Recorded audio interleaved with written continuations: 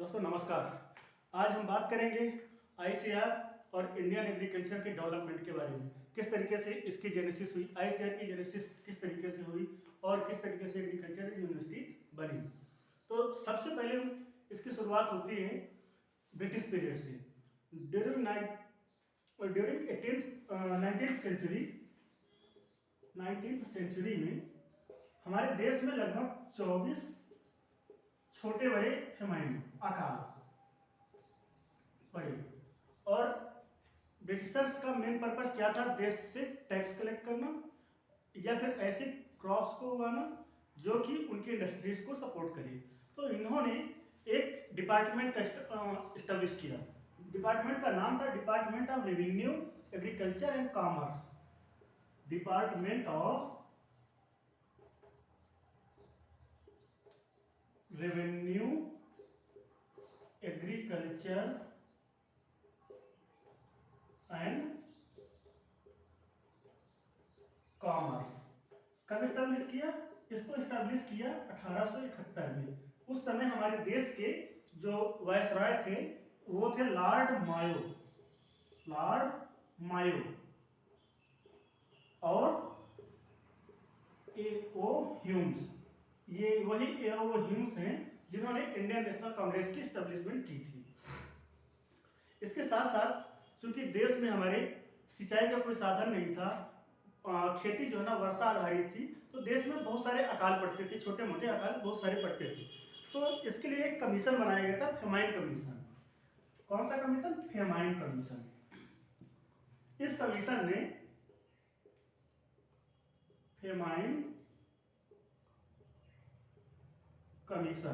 इस कमीशन ने 1880, 1898 और 1900 इसमें अपनी रिपोर्ट सबमिट करी। तो इन्होंने कहा कि आप एक ऐसा डिपार्टमेंट इस्टेब्लिश करें जो कि पूरे देश की खेती को और पूरे देश की फेमाइन को जो है ना कंट्रोल करने में मदद करे। उसके आधार पे एक डिपार्टमेंट का इस्टेब्लिश हुआ, डिपार्टमेंट ऑफ एग्रीकल्चर।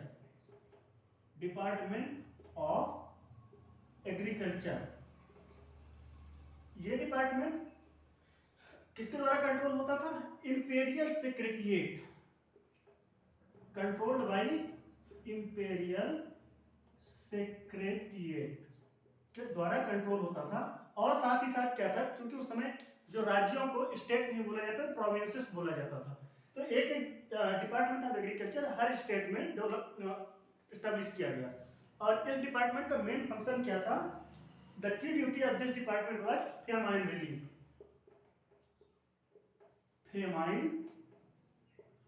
रिलीफ। इस डिपार्टमेंट के साथ ही 1892 में 1918 जो डिपार्टमेंट ऑफ एग्रीकल्चर जो एस्टेब्लिश किया गया था,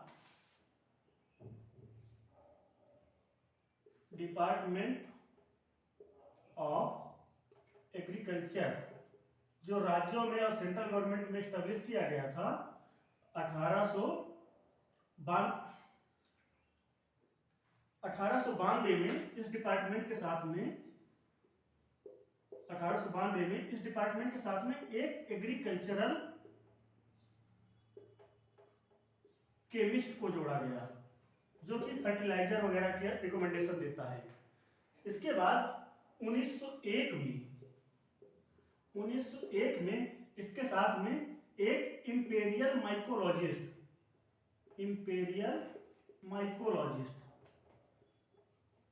माइकोलॉजिस्ट को जोड़ा गया। ये क्वेश्चन आप लोगों से जेआरएफ में या किसी भी कॉम्पिटिटिव एग्जाम में पूछे जाते हैं। इंपीरियल माइकोलॉजिस्ट कब जोड़ा गया इस डिपार्टमेंट ऑफ एग्रीकल्चर में? 1901 में। और एग्रीकल्चरल केमिस्ट जोड़ा गया 1892 में। साथ में 1903 में इसके साथ में एक एंटोमोलॉजिस्ट को जोड़ा गया। एंटोमोलॉजिस्ट को भी इसके साथ में जोड़ा गया। माइकोलॉजिस्ट कौन होते हैं? वो जो कि फंगस की स्टडी करते हैं उनको माइकोलॉजिस्ट बोला जाता है। और एंटोमोलॉजिस्ट वो जो कीटों की स्टडी करते हैं उनको एंटोमोलॉजिस्ट बोला जाता है। इसके बाद हमारे देश में जो है ना 1899 से 1900 के बीच में एक भीषण अकाल पड़ा।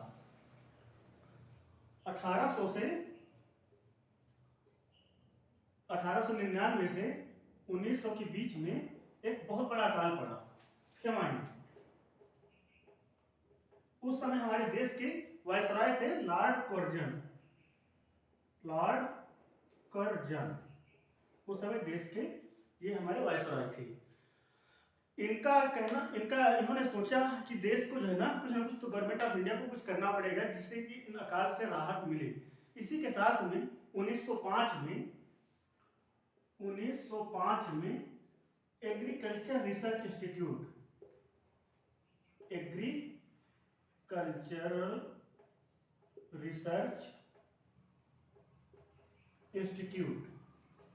इंस्टीट्यूट का एस्टेब्लिशमेंट किया गया। कहाँ पे? पूसा, बिहार में। पूसा इसका नाम इसलिए पड़ता है, पूसा एक अमेरिकन फिलैंथ्रोपिस्ट थे, हेनरी फिप्स।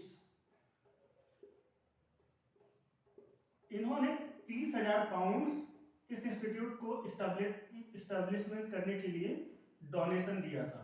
कितना? 30,000 पाउंड का डोनेशन दिया था। तो उन्हीं के नाम पे, फिप्स ऑफ यूएसए के नाम पे इसका नाम पड़ा पूसा। बाद में इसका जो है ना नाम बदल के जो है जैसे देश आजाद हुआ तो इसका नाम बदल के इंडियन एग्रीकल्चर रिसर्च इंस्टीट्यूट हो गया। इसके बारे में मैं और आगे डिटेल में बनाऊंगा। साथ में और क्या हुआ, हमारे उस समय देश में एक कॉलेज था, एग्रीकल्चर कॉलेज, सैदापेट, चेन्नई में एक कॉलेज था, स्कूल ऑफ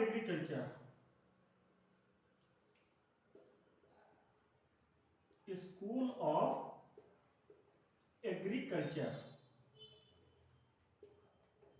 चेन्नई में। तो इसको इन्होंने शिफ्ट कर दिया कोयम्बटूर में, इसको शिफ्ट कर दिया गया। और एक साइंस कॉलेज था, कॉलेज ऑफ साइंस पुणे में था एक कॉलेज ऑफ साइंस। इस कॉलेज में एग्रीकल्चर की पढ़ाई के लिए एक ब्रांच खोल दिया, एग्रीकल्चर ब्रांच इस कॉलेज में, पुणे के कॉलेज में खोल दिया गया। बाद में इसको सेपरेट करके 1907 में एग्रीकल्चर का जो ब्रांच थी इसको सेपरेट करके एक अलग कॉलेज बना दिया गया। और साथ ही साथ हमारे देश में 4 कॉलेज एस्टेब्लिशमेंट किए। 4 कॉलेज कहाँ? कानपुर, साबौर बिहार में, नागपुर और लियालपुर। अब ये इसका नाम फैसलाबाद हो गया है, पाकिस्तान में। कब से कब तक? 1901 से लेके 1905 तक ये जो है ना 4 कॉलेजेस एस्टेब्लिशमेंट किए। इन कॉलेजेस का मेन फंक्शन था एग्रीकल्चर की टीचिंग करना, रिसर्च से ज्यादा कोई मतलब नहीं था। इसके बाद साथ ही जेनेसिस होती है आईसीआर की। आईसीआर उस समय imperial council of agriculture research था। तो इसके लिए एक कमीशन बना था, royal commission on agriculture, royal commission on agriculture. इसको जो लीड कर रहे थे वो थे लिनलिथो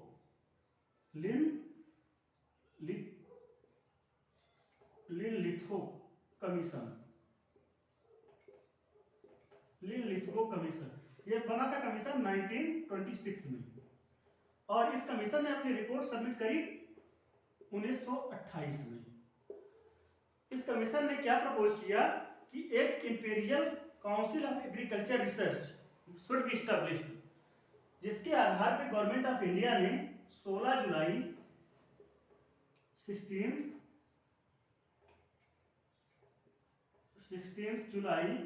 1929 को imperial council of agriculture establishment करी। साथ ही साथ बहुत सारी कमेटी बनी थी क्रॉप्स के ऊपर, क्योंकि चूंकि ब्रिटिश पीरियड था और ब्रिटिशर्स को क्या था कि उनको अपनी फैक्ट्रीज के लिए माल चाहिए, सामान चाहिए, तो उन्होंने एक कमेटी बनाई, इंडियन सेंट्रल कॉटन कमेटी। कौन सी committee? Indian Central Cotton Committee. कब बनाई? 1921 में। ये एक पूरी तरीके से गवर्नमेंट का नहीं था, क्वासी गवर्नमेंट का ऑर्गेनाइजेशन था, जिसका यह था कि कॉटन पे रिसर्च करना है और कॉटन का प्रोडक्शन कैसे बढ़ाया जाए। बहुत अच्छा रिजल्ट आया इससे और लगभग 70 इंप्रूव्ड वैरायटीज डेवलप हुई। इस आधार पे बहुत सारी सेंट्रल कॉटन कमेटीज बनी, जो कि आपको मैं पेपर शेयर करूंगा ग्रुप में और उसमें आप पढ़िएगा। तो साथ में एक प्रोजेक्ट और आया, पिरकॉम।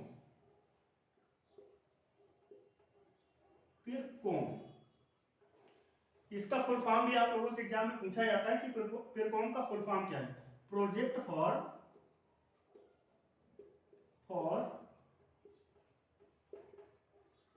Intensification of regional research in cotton, oil seed and millet. ये प्रोजेक्ट बना था 1959 में। 1959 में बाद में इसको जो है ना आईसीआर के अंदर में मर्ज कर दिया गया था। और बहुत सारे जो है ना all India coordinated research project लागू किए गए। इसके बाद 1963 में आईसीआर का रीऑर्गेनाइजेशन हुआ। 1963 में क्या हुआ? रीऑर्गेनाइजेशन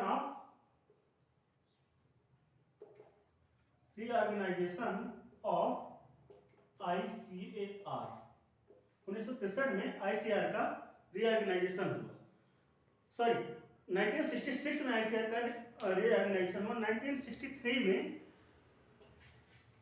1963 में एक कमेटी बनी जिसका नाम था agriculture review team. Agriculture review team, इसको हेड कर रहे थे American scientist Marion W Parker. Marion W Parker.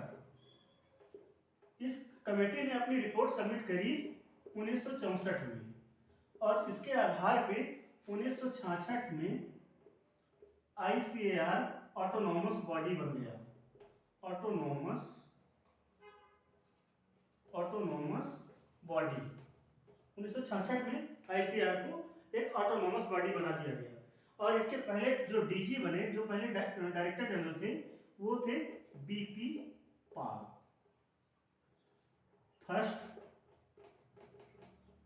First DG of ICR BP Pal थे। इसके बाद 1972 में एक कमेटी और बनी,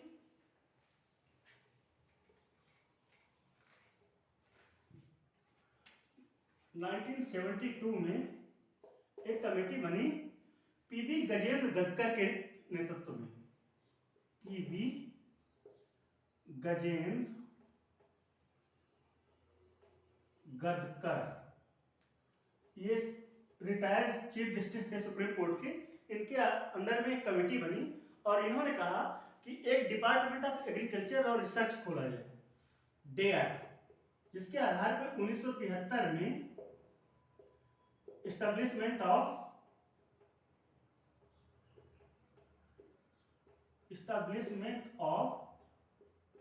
dare, department of agriculture research and education.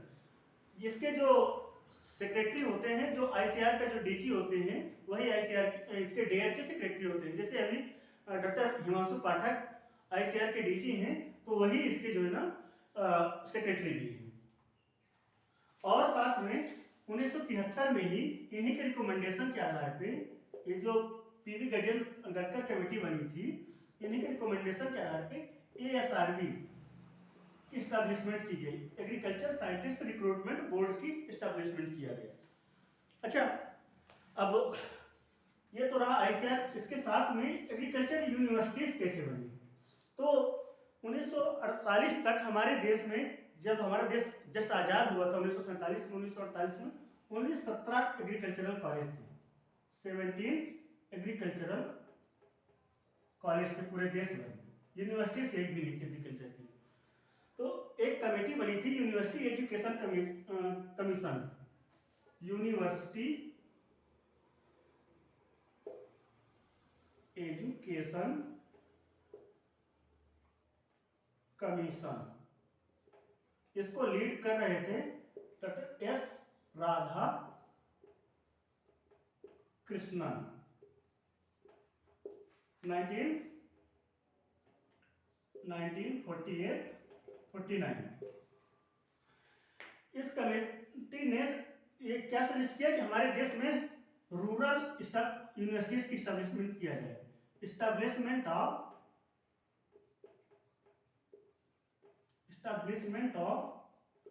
Rural university का स्टैब्लिशमेंट किया जाए, जिसके आधार पे यूपी गवर्नमेंट की जो चीफ सेक्रेटरी थे और डेवलपमेंट कमिश्नर HS सिंह और AM Jha, HS Singh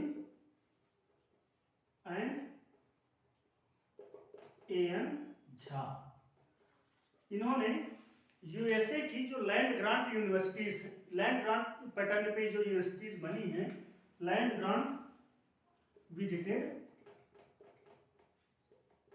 USA, इन्होंने USA में जो क्या किया, जो लैंड ग्रांट यूनिवर्सिटीज हैं USA की 1950 में,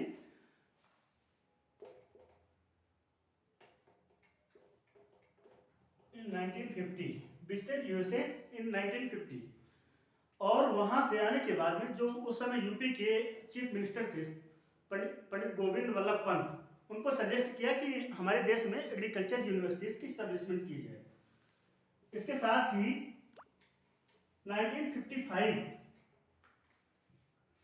1955 में फर्स्ट इंडो अमेरिकन टीम बनी, फर्स्ट इंडो अमेरिकन टीम। इस टीम ने पूरा ब्लूप्रिंट तैयार किया, कैसे एग्रीकल्चर यूनिवर्सिटी का एस्टेब्लिशमेंट करना है, ब्लूप्रिंट बनाया पूरा। इसी के आधार पे 1960 में जो यूपी इंडिया की पहली एग्रीकल्चर यूनिवर्सिटी है, Govind Ballabh Pant university of agriculture and technology Pantnagar में, इसकी स्टैब्लिशमेंट हुई। इसके बाद में जब इस यूनिवर्सिटीज की प्रोग्रेस देखी गई तो सभी स्टेट में एक एक एग्रीकल्चर यूनिवर्सिटी की डिमांड होने लगी। तो इसके साथ ही आज मैं इतना ही, मैं ही इस वीडियो को समराइज करूंगा और आगे मैं और वीडियो बनाने की कोशिश करूंगा।